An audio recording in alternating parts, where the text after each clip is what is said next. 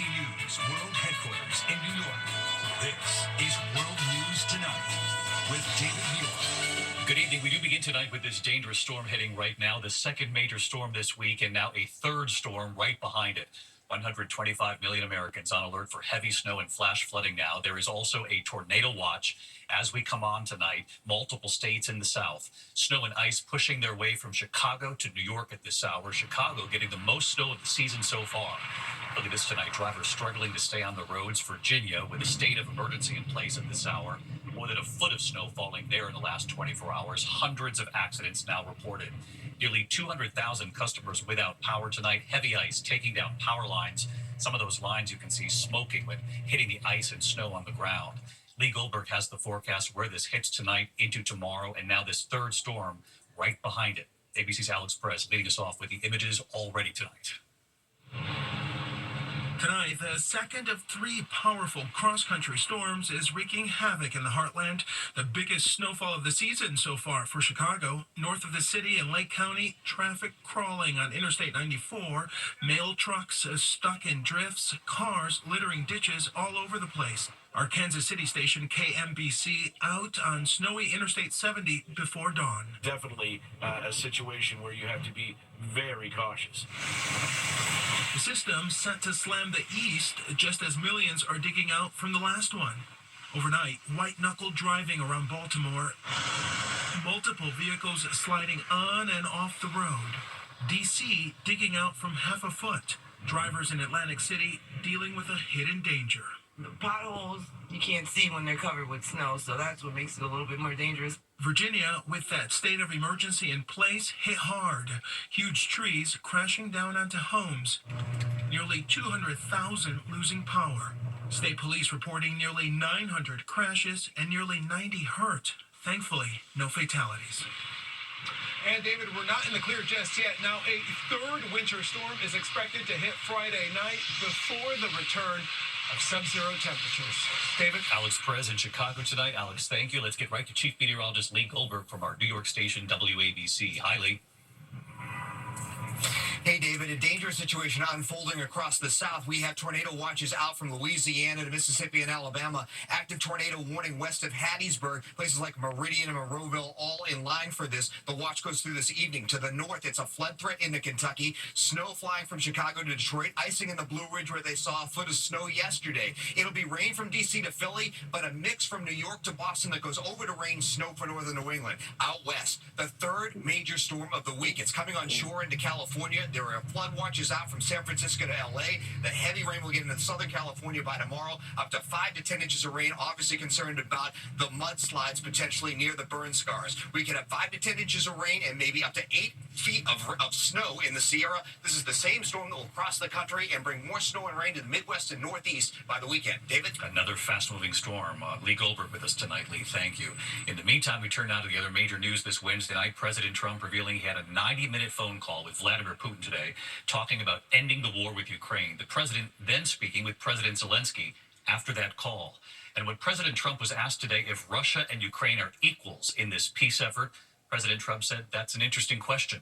The president was also asked if Ukraine should have to give up territory to Russia.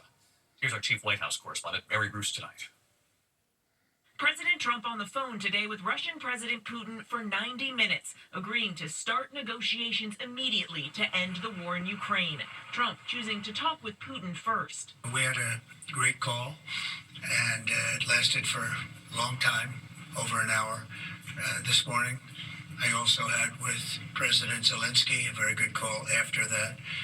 And I think we're on the way to getting peace. I think President Putin wants peace, and President Zelensky wants peace, and I want peace. The president agreeing to meet with Putin, saying their first sit-down could be in Saudi Arabia in the near future. But Trump also suggesting he may go to Russia and that Putin might come here. I'll be dealing with President Putin largely on the phone, and we ultimately expect to meet. In fact, we expect that he'll come here, and I'll go there, and we're going to meet. Trump saying the Ukrainian president would likely be involved in a second meeting. Zelensky posting this photo of their phone call today, saying together with the U.S., we are charting our next steps to stop Russian aggression and ensure a lasting, reliable peace. As President Trump said, let's get it done. Trump pressed if he would support the idea of Ukraine having to give up territory. Well, he's going to have to do what he has to do, but, you know, his poll numbers aren't particularly great, to put it mildly. And the president was asked if he views Ukraine as an equal in these talks. Do you view Ukraine as an equal member of this peace process? It's an interesting question. I think they have to make peace. Their people are being killed, and I think they have to make peace. I said that was not a good war to go into, and I think they have to make peace. That's what I think. Before taking office, Trump long said he would end the war in 24 hours. And tonight, his new Defense Secretary Pete Hegseth, standing at NATO headquarters on his first trip to Europe, announcing a dramatic shift in U.S. policy, saying it's simply not realistic to think Ukraine can regain all of the territory Russia has seized. We must start by recognizing that returning to Ukraine's pre-2014 borders is an unrealistic objective. It comes as overnight President Trump welcomed home Pennsylvania teacher Mark Fogel, back on U.S. soil after more than 3 years in Russian captivity, imprisoned for carrying a small amount of medically prescribed marijuana. I feel like the luckiest man on earth right now. In exchange, the U.S. releasing Russian cybercriminal Alexander Vinnik. We asked the White House if the teacher coming home and this push now to end the war, talking with Putin first, is all linked. The timing of that is hard to ignore. Was Ukraine discussed as part of this prisoner swap? I can't comment on whether that came up or not. What I can say is that this was a very good deal for the United States of America and for the rest of the world. Now, in addition to that American teacher, 3 more prisoners were released today from Belarus, including an American, though they have asked to remain anonymous. David. All right, that's the news on Russia and Ukraine and on these prisoners released. But Mary, while we have you, the other breaking headline at this hour involves President Trump's buyout offer to some 2 million federal workers. They offer to resign now, get paid through September, or risk getting cut. Tonight, a federal judge now ruling that offer can go forward. It can, David. That buyout offer can now continue. So the big question now, what's the new deadline for workers to take this offer or risk being fired? We have asked the White House, and tonight, so far, no response. Now, according to the administration, at least 73,000 workers have taken this deal and resigned, but others have expressed real concerns. The president has tried to assure workers that they will be paid, though, saying they'll get their money and that they are getting a good deal. David. Mary Bruce live at the White House again tonight. Mary, thank you. This evening, the images coming in, the U.S. military jet crashing in California. Thanks, Matt. Now to the U.S. economy tonight, the new report showing inflation rising in this country, families paying more for groceries, used cars, and medical bills. President Trump tonight blaming President Biden. These new numbers show this inflation challenge will be front and center for this president, too. Here's our chief economics correspondent, Rebecca Jarvis. Tonight, inflation going up. American families spending more at the grocery store. It's so expensive. It comes after President Trump campaigned on lowering prices and ending inflation on day one. Starting on day one, we will end inflation. We will end inflation, and we will make America affordable again. Today, the president blaming January's inflation on his predecessor, writing, Biden inflation up. The new rate, now 3%, shows lowering prices won't be an easy task. Americans are paying more for food, energy, medical bills, car insurance, and repairs. Food and gas, it all comes out of the same pocket. I have to cut back. I cut back on a lot of stuff. Those grocery bills driven up in large part by the bird flu. The cost of eggs soaring 15% in just a month. I'm very concerned. I'm already seeing price differences in there. Things like coffee and eggs, pet food even. Today's snapshot of prices taken before the Trump administration's tariffs on China, steel, and aluminum imports took effect. Tom Aioli owns a car dealership in New Jersey. He says he supports the president, but told our Elizabeth Schulze, tariffs mean higher prices. If those tariffs go up, yes, what does that mean for you as a business? Well, listen, at the end of the day, we have to pass that along to the consumer. We have an overhead. We have to cover our expenses. We have employees, health insurance plans.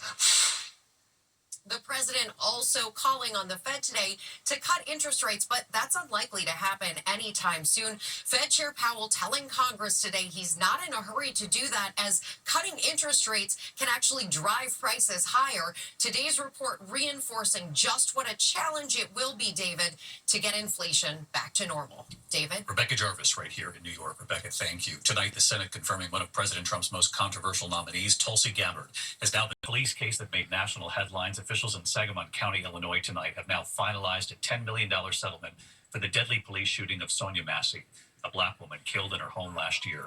Body camera video shows a deputy opening fire in her kitchen while she was holding a pot of boiling water. Her family says she was having a mental health crisis. That deputy now behind bars after pleading not guilty to murder. Tonight in Kittery, Maine, about 20 people, most of them children, were sickened by a carbon monoxide leak at a daycare facility. Authorities say 7 patients were rushed to the hospital. There were 27 children and 10 adults at that daycare.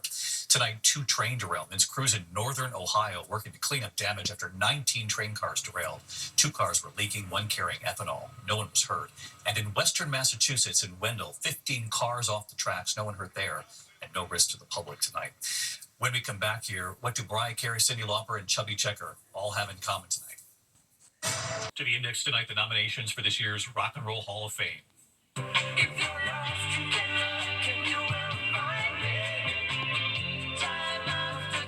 Not the first time Cyndi Lauper has been nominated. Time after time, True Colors, of course, Girls Just Want to Have Fun.